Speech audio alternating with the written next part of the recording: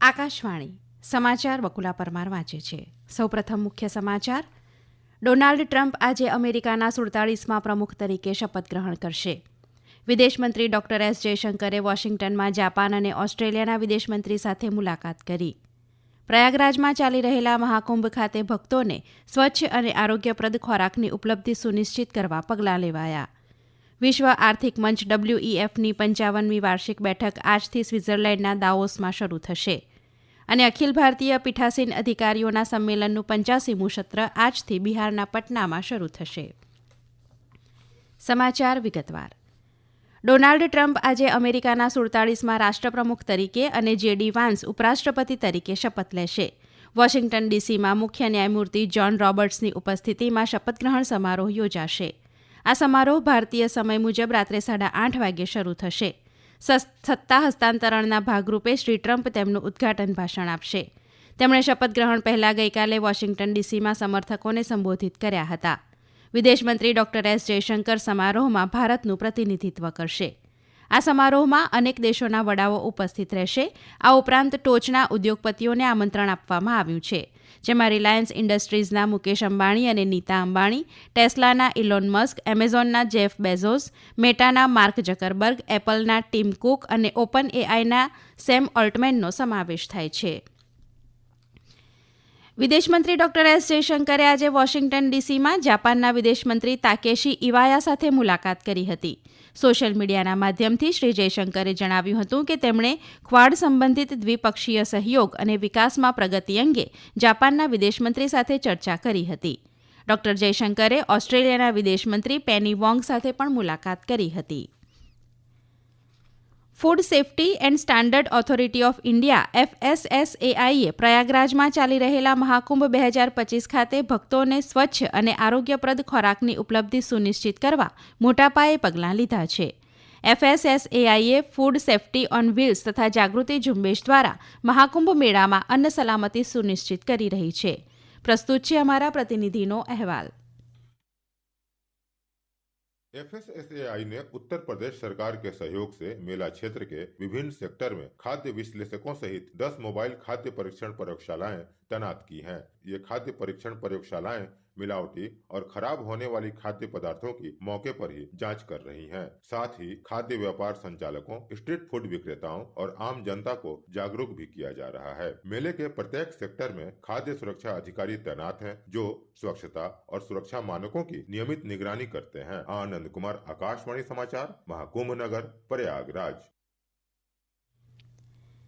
નવી દિલ્હીમાં ભારત મંડપમ અને યશોભૂમિ ખાતે ચાલી રહેલા ભારત મોબિલિટી ગ્લોબલ એક્સપો 2025માં 22 વિવિધ બ્રાન્ડ્સની 56 નવી પ્રોડક્ટ્સ બજારમાં મૂકવામાં આવી છે. વાણિજ્ય અને ઉદ્યોગ મંત્રાલયે જણાવ્યું કે વિવિધ અત્યાધુનિક વાહનો, મોબિલિટી સોલ્યુશન્સ અને સુપર બાઇક્સ, કાર, બસ અને એમ્બ્યુલન્સ સુધીના વાહનો રજૂ કરવામાં આવ્યા છે. પ્રધાનમંત્રી નરેન્દ્ર મોદીએ શુક્રવારે ગ્લોબલ એક્સપોનું ઉદ્ઘાટન કર્યું હતું. ભારતના બંધારણ અપનાવવાના 75 વર્ષની ઉજવણી નિમિત્તે પોસ્ટ વિભાગે નવી દિલ્હીમાં રાષ્ટ્રીય ફિલાટેલિક સંગ્રહાલયમાં 3 દિવસીય કાર્યક્રમનું આયોજન કર્યું છે, જેમાં વિવિધ મનોરંજક અને આકર્ષક પ્રવૃત્તિઓ રજૂ કરવામાં આવી રહી છે. તેનો ઉદ્દેશ નાગરિકોને બંધારણમાં સમાવિષ્ટ મૂલ્યો જાગૃત કરવા અને એકતા અને રાષ્ટ્રીય ગૌરવની ભાવનાને પ્રોત્સાહન આપવાનો છે. ઉજવણી દરમિયાન પ્રદર્શન, ક્વિઝ, સ્ટેમ્પ સફારી અને પત્રલેખન સ્પર્ધાનું આયોજન કરવામાં આવશે. સંદેશા વ્યવહાર મંત્રી જ્યોતિરાદિત્ય સિંધિયાએ આજે ફિલાટેલિક સંગ્રહાલયની મુલાકાત લીધી હતી. પત્રકારો સાથે વાત કરતા તેમણે જણાવ્યું હતું કે ભારતીય બંધારણ દેશને પ્રગતિ અને સમૃદ્ધિના માર્ગ ઉપર લઈ જવા માટે આપણો માર્ગદર્શક પ્રકાશ છે. જમ્મુ કાશ્મીરમાં ઓમર અબ્દુલ્લાના નેતૃત્વવાળા મંત્રીમંડળની બેઠક આજે જમ્મુના સિવિલ સચિવાલયમાં યોજાશે. આ વર્ષે મંત્રીમંડળની આ પહેલી બેઠક હશે. અમારા પ્રતિનિધિએ જણાવ્યું છે કે મુખ્યમંત્રી ઓમર અબ્દુલ્લાની અધ્યક્ષતામાં યોજાનારી આ બેઠકમાં નાણાકીય, આરોગ્ય અને શિક્ષણ વિભાગ સાથે સંબંધિત જરૂરી મુદ્દાઓ ઉપર ચર્ચા કરાશે. રેલવે સુરક્ષા દળ RPFએ છેલ્લા 4 વર્ષમાં ભારતમાં ગેરકાયદેસર સ્થળાંતર કરી રહેલા 586 બાંગ્લાદેશી નાગરિકો અને 318 રોહિંગ્યાને સફળતાપૂર્વક પકડી પાડ્યા છે. રેલવે મંત્રાલયે જણાવ્યું કે ગેરકાયદેસર ઘૂસણખોરી સામે રેલવે નેટવર્કને સુરક્ષિત કરવા RPF સરહદ, સ્થાનિક પોલીસ અને ગુપ્તચર એકમો સાથે સહયોગ કરી રહ્યું છે. મંત્રાલયે જણાવ્યું હતું કે આ આંતરસંસ્થા સહયોગથી કામગીરીની કાર્યક્ષમતામાં નોંધપાત્ર વધારો થયો છે, જેનાથી ગેરકાયદેસર સ્થળાંતરમાં સામેલ વ્યક્તિઓની ઝડપી ઓળખ અને અટકાયત શક્ય બની છે. આ સમાચાર આપ આકાશવાણી ઉપરથી સાંભળી રહ્યા છો. આ સમાચાર આપ અમારી YouTube channel AIR news Gujarat ઉપર પણ સાંભળી શકશો. વધુ સમાચાર માટે અમારી વેબસાઇટ newsonair.gov.in/gujarati અને અમારા એક્સ હેન્ડલ AIR_news_ABAD ને ફોલો કરશો. વિશ્વ આર્થિક મંચ WEFની 55મી વાર્ષિક બેઠક આજથી સ્વિટ્ઝરલેન્ડના દાવોસમાં શરૂ થશે. 5 દિવસની આ બેઠકમાં સમાવેશી વૃદ્ધિ અને ડિજિટલ ક્રાંતિના ભારતના મોડેલને રજૂ કરાશે. ભારતીય પ્રતિનિધિમંડળનું નેતૃત્વ માહિતી અને પ્રસારણ મંત્રી અશ્વિની વૈષ્ણવ, જળશક્તિ મંત્રી CR પાટીલ, નાગરિક ઉડ્ડયન મંત્રી K રામમોહન નાયડુ, ખાદ્ય પ્રક્રિયા ઉદ્યોગ મંત્રી ચિરાગ પાસવાન અને કૌશલ્ય વિકાસ અને ઉદ્યોગ સાહસિકતા રાજ્યમંત્રી જયંત ચૌધરી કરશે.